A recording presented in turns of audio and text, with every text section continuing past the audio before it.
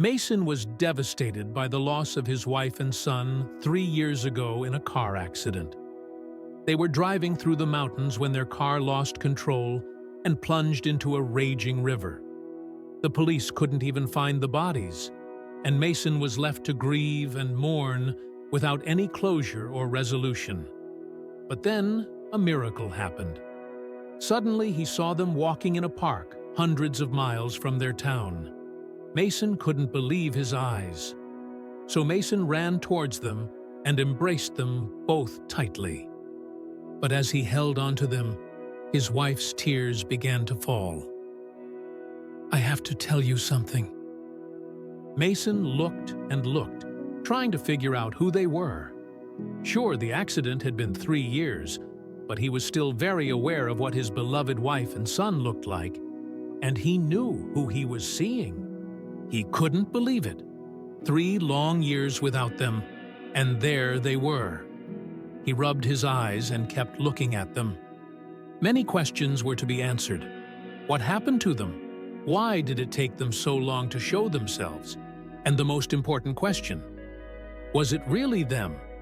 Mason had no choice but to approach them. Every step took him a minute, as his mind raced. This was the moment his future would be decided. After approaching them, Mason was left in shock. But how did they get there? Was it really them? And what happened when Mason finally approached them? Mason lost his wife and son 3 years ago during a fatal car crash. He survived the accident himself and woke up several weeks from a coma. That's when he heard about the passing of his son and wife. He has lived at an asylum ever since, to recover both physically and mentally. It took him all he had to learn to walk again. It barely gave him the chance to grieve. Naturally, his was quite unhealthy. He walked in a park nearby to recover both physically and mentally. He walked the same route every single day, but this particular day had something truly remarkable in store for him.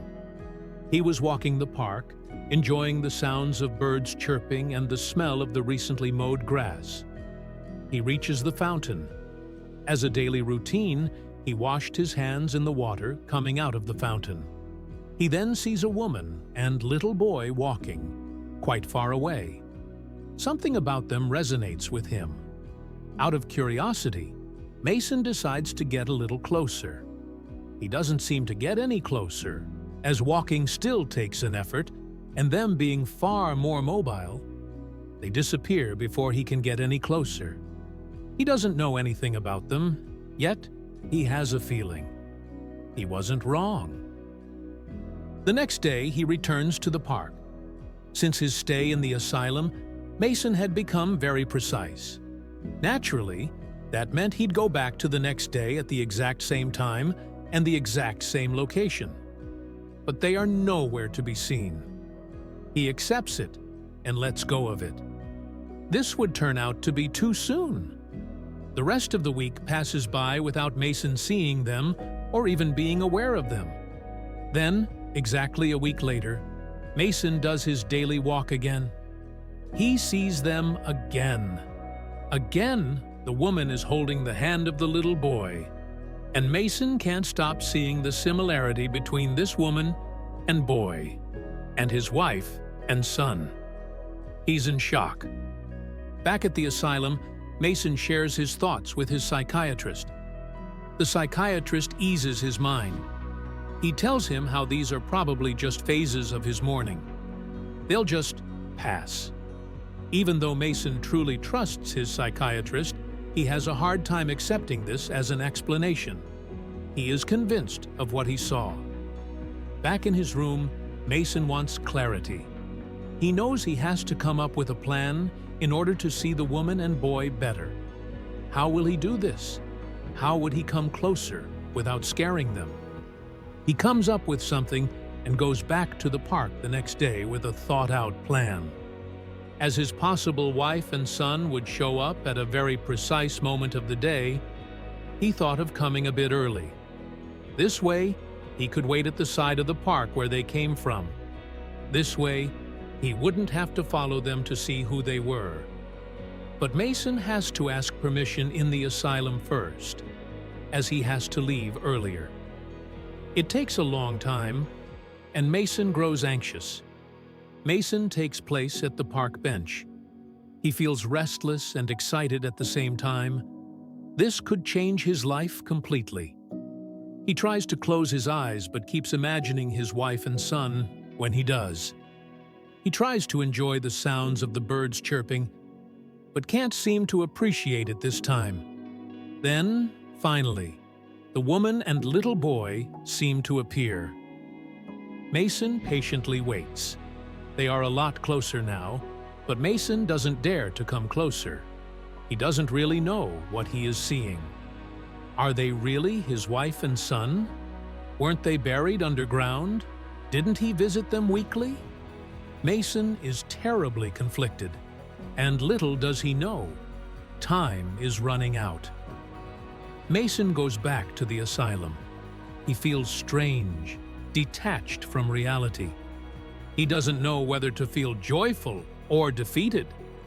Did he imagine things, or did he really his wife and son? One thing was for certain: life at the asylum would drastically change. Mason's recovery stagnates. After the other day, he no longer goes for his daily walks. This meant a relapse, both physically and mentally. He didn't leave his room anymore and frequently missed out on his therapy sessions. But this would soon change. One day, Mason decides to visit his psychiatrist. Mason isn't really eager to talk. He just wanted to leave his room for a little while. The psychiatrist tries to get through to him, but barely manages. He asks Mason to at least go for his daily walks again.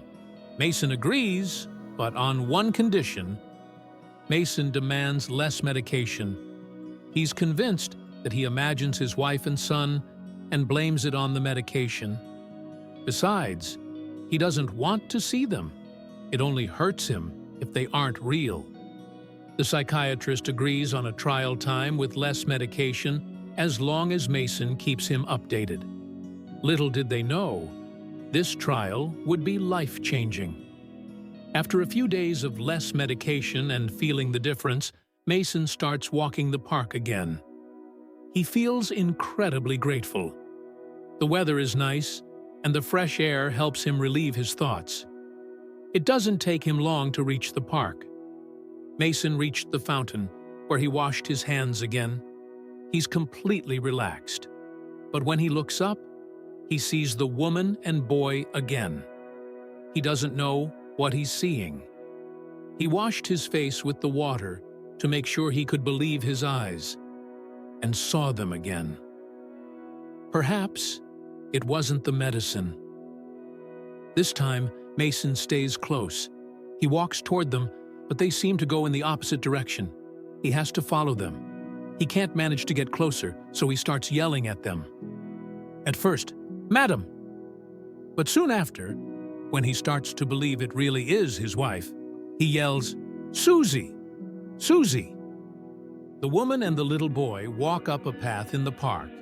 He can no longer see them, but he knows this path has a dead end. This would be his chance to finally see and identify them. He walks as fast as he can and takes the same path.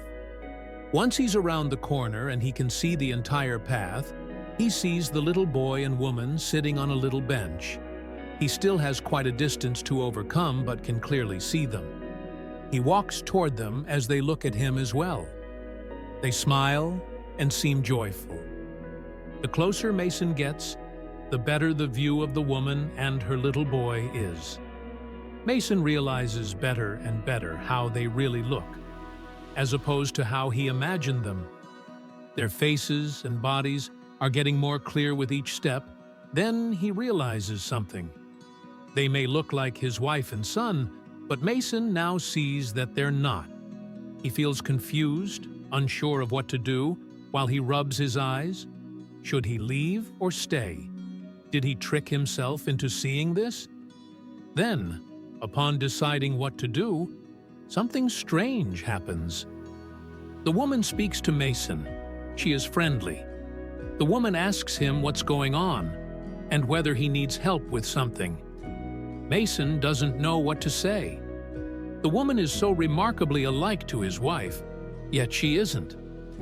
He stutters while trying to answer her, then leaves. But he'd come to regret leaving. After a few meters, Mason changes his mind and turns around. He sees the woman and the little boy getting ready to leave. They walk past him while he's unsure of what to say to them. He just knows he has to say something. Excuse me, madam. Can I ask you something?" The question that would follow was shocking to the woman. "Were you in an accident 3 years ago?" Naturally, the woman doesn't respond at first. She only looks at him. Mason then repeats his question, this time more slowly and with more sensibility. A tear rolls down the woman's cheek. Finally, she answers. Yes, she answers. Mason doesn't believe what he's hearing. Now, he's the one that's quiet. He starts to look around. Who set this up? What did they want from him? This couldn't be real. He looks at her again. Then he realizes something. Mason's running out of time. He has to be back at the asylum in only 12 minutes. He has many things to ask the woman, but simply doesn't have the time to do so.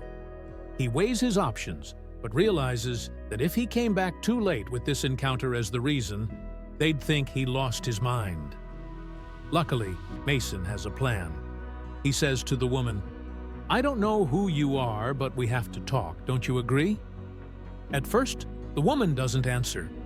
Mason gently grabs her by her wrist and repeats his question. Finally, the woman agrees. They agreed to meet the next day. Mason returns to the asylum just in time. He's completely overwhelmed, but tries to keep his cool and look at this in a relative way.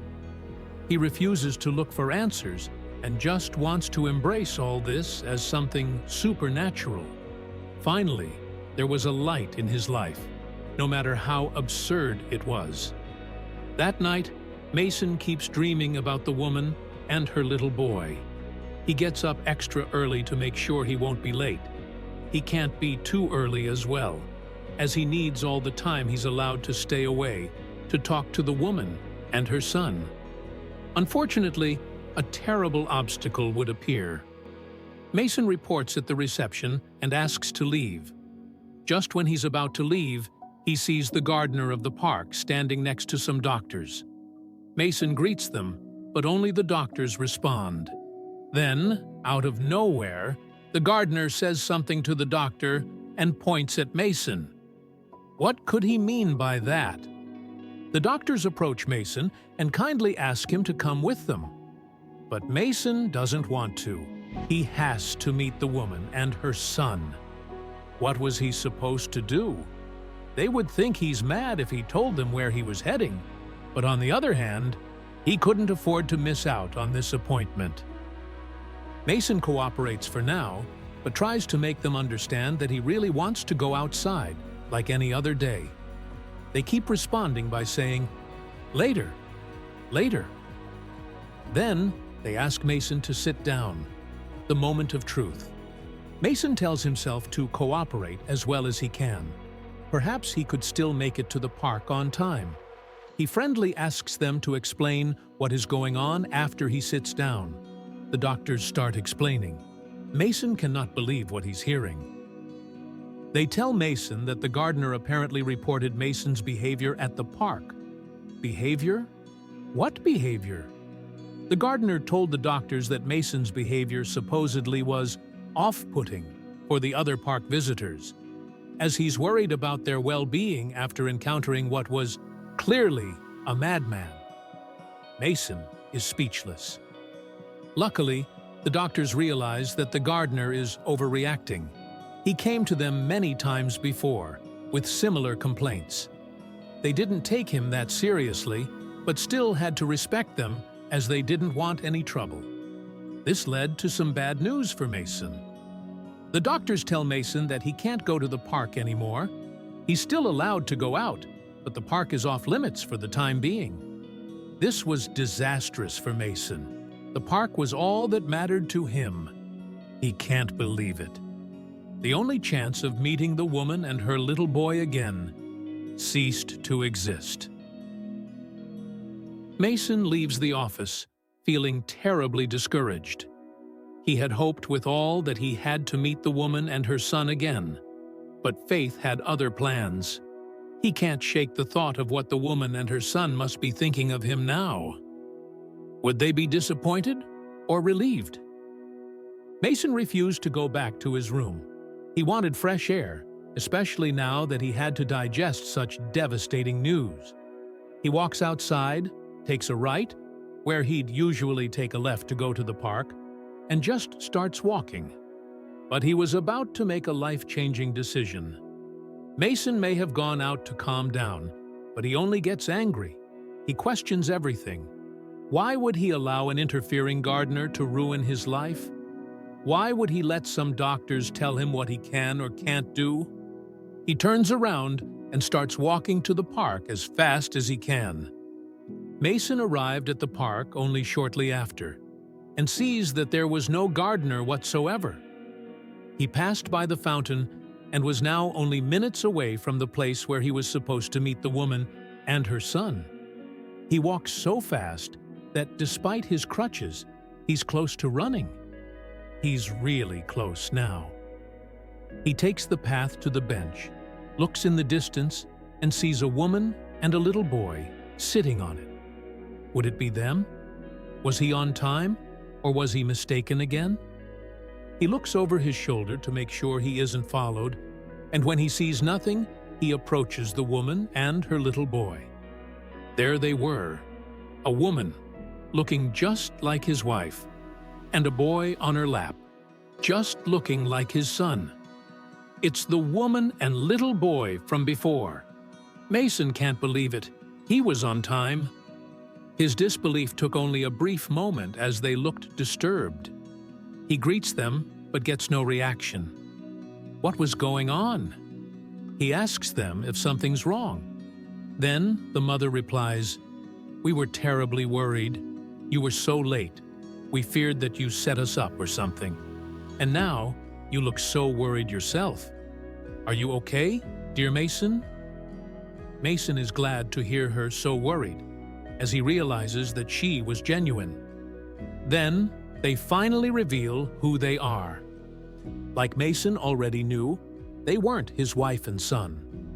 However, they had an accident as well 3 years ago. They survived it, but her husband and the little boy's father had died. The fact that Mason and the woman and her son ran into each other was nothing but a coincidence, or perhaps destiny. They became close friends, and Mason left the asylum only weeks after.